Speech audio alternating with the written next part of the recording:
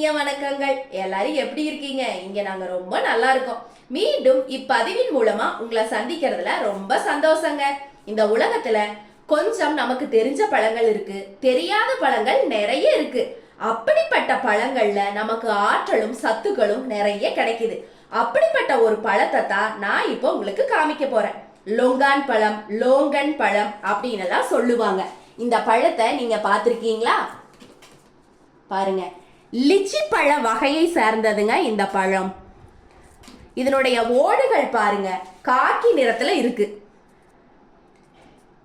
திராட்சை கொத்துகள்ல எப்படி திராட்சை கொத்துகள் இருக்கோ அதே மாதிரி தாங்க இதுவும் செடியில இருக்கும். எங்களுக்கு என்னுடைய சகோதரர் வாங்கிட்டு வந்து கொடுத்தாரு. கடையில வாங்கினால அந்த கொத்துல இருந்து இந்த பழங்களை வந்து பிரிச்சு எடுத்துட்டாங்க, அதனால இப்படி இருக்கு. இந்த பழம் சுவையில பாத்தீங்கன்னா லிச்சி பழத்தை விட சுவை கம்மி தாங்க, குறைவாதான் இருக்கும். ஆனா அத்தனை சத்துக்கள் இருக்கு. நுங்கு மாதிரி நுரை மாதிரி இருக்கு பாத்தீங்களா? இதை நம்ம இப்படி பிச்சு எடுத்துட்டு இதை வந்து நம்ம சாப்பிட்டுக்கலாம், ஜூஸாவும் வந்து பயன்படுத்திக்கலாம். ஓடு தாங்க இது. ஆனா இந்த ஓடுமே மருத்துவ குணங்கள் நிறைந்ததுங்க.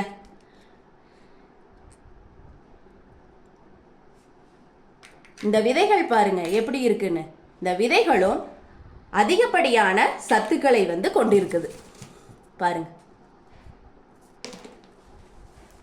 தைவான், வியட்நாம் போன்ற நாடுகள்ல இந்த பழங்களை அதிகமா பயன்படுத்துறாங்க. அப்படின்னாலும் சீனா தான் இதோடைய பூர்வீகங்க. சீனர்கள் பெரும்பாலும் மருத்துவத்திற்காக இந்த பழங்களை பயன்படுத்துறாங்க.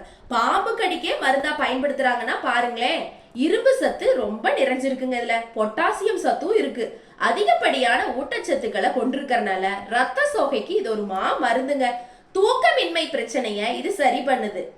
பாலத்தீனா அப்படிங்கிற வேதிப்பொருள் இதுல இருக்கிறனால புற்றுநோயை வந்து சரி பண்ணுதுங்க. குடல் புற்றுநோய், மார்பக புற்றுநோய், கல்லீரல் புற்றுநோய், தோல் புற்றுநோய்னு பல வகையான புற்றுநோய்களை சரி செய்யக்கூடிய ஒரு மருந்துனா இந்த லொங்கான் பழம் தாங்க. தோல் நோயை அதாவது அலர்ஜியையும் சரி பண்ணுதாங்க. சரும ஆரோக்கியத்திற்கும் சரும நல்ல பொழிவு பெறுவதற்கும் இதோடைய விதைகள் இருக்கு இல்லைங்களா, இதைய பொடி பண்ணி பயன்படுத்தினா அவ்வளோ நல்லதாமாங்க. அதிக அளவுல இருக்கறனால உடல் எடை குறைப்புக்கு இந்த பழம் வெகுவா உதவி புரியுதுங்க. உயர் ரத்த அழுத்தத்தை தடுக்கிறதுக்கும் இந்த பழம் உதவி புரியுதுங்க. வைட்டமின் சி சத்து இதுல நிறைய இருக்குங்க. நோய் எதிர்ப்பு சக்தி, குழந்தைகளுக்கு நினைவாற்றல்னு இதனுடைய நன்மைகளை நம்ம சொல்லிட்டே போகலாம். உடல் சூடு உள்ளவர்களும் கர்ப்பிணி பெண்களும் குறிப்பா சர்க்கரை நோய் உள்ளவர்கள் இந்த பழத்தை எடுத்துக்கவே கூடாதுங்க. இதனுடைய தமிழ் பெயர் என்னன்னு தெரியுங்களா? நுரை பழம், செம்பூவம் பழம் அப்படின்னு சொல்லுவாங்க. சீனர்கள் செல்லமா டிராகன் ஐ அப்படின்னு இந்த பழத்துக்கு பேர் வச்சிருக்கிறாங்க. கேக்குறதுக்கே வித்தியாசமா இருக்குல்லங்க. பாருங்க, ஓடு மாதிரி தான் இருக்கும், நுரை மாதிரி தாங்க இருக்கு. சுவையில கொஞ்சம் லிச்சி பழத்தை விட குறைவாதான் இருக்கும். ஆனா ஆரோக்கியத்துக்கு உகந்த பழங்க.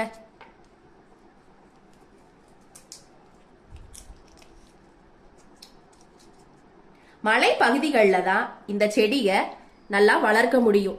ஆனா சென்னை போன்ற ஊர்கள்லயும் இந்த செடிகளை இப்ப வந்து வளர்க்க ஆரம்பிச்சிருக்காங்க. உங்களுக்கு கிடைச்சா கூட இந்த செடியை வாங்கி வளர்த்து பாருங்க. தரையில இந்த செடியை வச்சு வளர்த்தா 30 அடி வரைக்கும் வளரும் தன்மை கொண்டதுங்க.